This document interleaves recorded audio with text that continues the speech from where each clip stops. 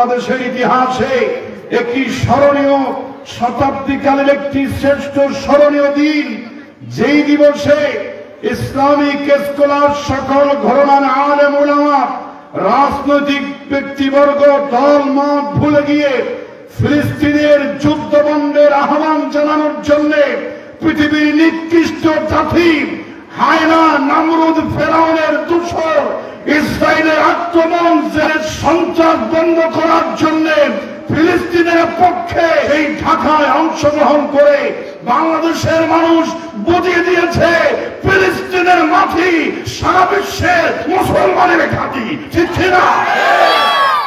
আমাদের দেহে এক ফুটা রক্ত থাকতে ফিলিস্তিনের 1 ইঞ্চি মাটি ইহুদি খ্রিস্টানদের আস্তানা করতে দেব না, ঠিক না?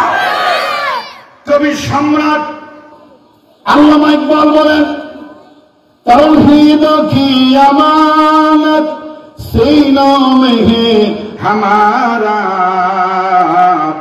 आसान है मिटाना नामो निशान हमारा।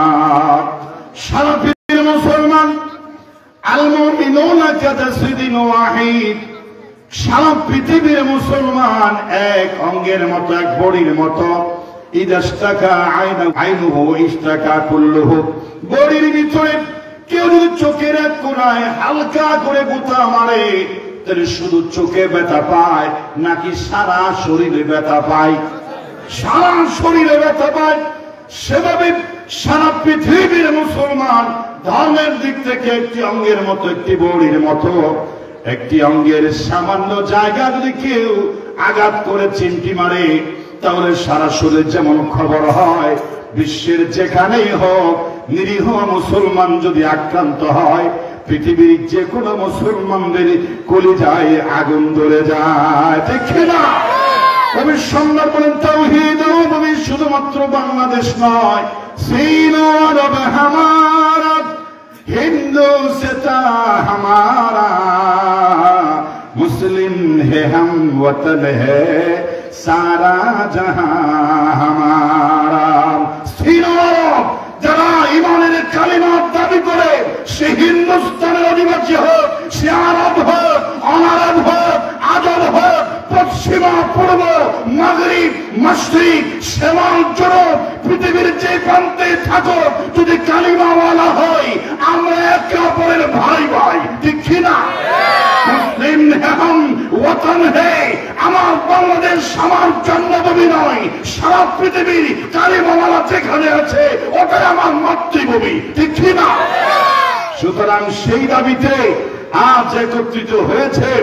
সেরকম যদি আরেকটা জমায়েত হয় ইসলামী বিপ্লবের জন্য, কোরআনের রাজ কায়েমের জন্য, বাংলাদেশে ইসলাম কায়েমের জন্য জমায়েত হয়, পরবর্তী দিন সকালবেলা ইসলামের সূর্য উদিত হতে সেকেন্ড সময় লাগবে না, ঠিক না?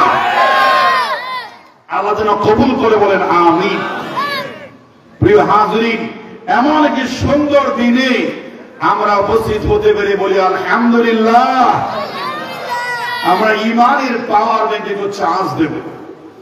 রাসূল করিম সাল্লাল্লাহু আলাইহি ওয়াসাল্লামের দরবারে অসংখ্য দরুদ ও সালাম প্রেরণ করি। স্মরণ করছি গভীর শ্রদ্ধার সহিত যার হাত ধরে এই কুমিল্লা মকরবপুরে এসেছিলাম, জিকিরের সুর সম্রাট নাদেম সাহেব হুজুর যাকে বলা হতো, আল্লামা নুরুল ইসলাম রাহমাতুল্লাহি আলাইহি, যিনি রক্ত ঝরা পরিশ্রম দিয়ে এই এলাকায় এই বাইতুল শরীফ সহ পার্বত্য সহ সারা বাংলাদেশের বাইতুল শরীফে একেবারে ফুটিয়ে তোলার জন্য একটি ভূমিকা রেখেছিলেন। আপনাদের এখানে আসতেন, এক সেকেন্ড এক জায়গায় বসে থাকতেন না, একবার এদিকে আর একবার সেদিকে কাটা কবুতরের মতো ছটফট করতেন, যতক্ষণ থাকতেন শুধু এই প্রোগ্রাম কেমনে সুন্দর করা যায়, যেমন নাম তেমন কাজ, নিজাম নাজিম থেকে সর্বোচ্চ সুন্দর শৃঙ্খলায় এই বাইতুল শরীফ মকরমপুর পরিচালনা করতেন যে জিকিরের ইমাম নুরুল ইসলাম রাহমাতুল্লাহি আলাইহি। আল্লাহ পাক যেন জান্নাতুল ফেরদৌসের আলা মাকান দান করেন, বলেন আমিন। আপনারা কে কে চিনেন হাত তুলেন তো তাকে? নুরুল ইসলাম রহমতুল্লাহ আলাইকে আল্লাহ মাফ করে দিয়ে বলেন আমিন। আমি তার হাত ধরে প্রথমে এসেছিলাম, আমি অনেক বছর এখানে এসেছি, প্রথমে তিনি আমার গান ছিলেন। যাই হোক, আজকে আমি আলোচনা করব মাগরিবের পরে যে কাজ হয়েছে সেই কাজের উপরে। মাগরিবের পরে হয়েছে কি? জিকির হয়েছে। কি হয়েছে? জিকির নিয়ে আজকে আমি চিন্তা করেছি আলোচনা করব। এই জিকির ব্যাপক আলোচনা কোরআনুল কারীমে এসেছে। জিকিরের অনেক প্রকার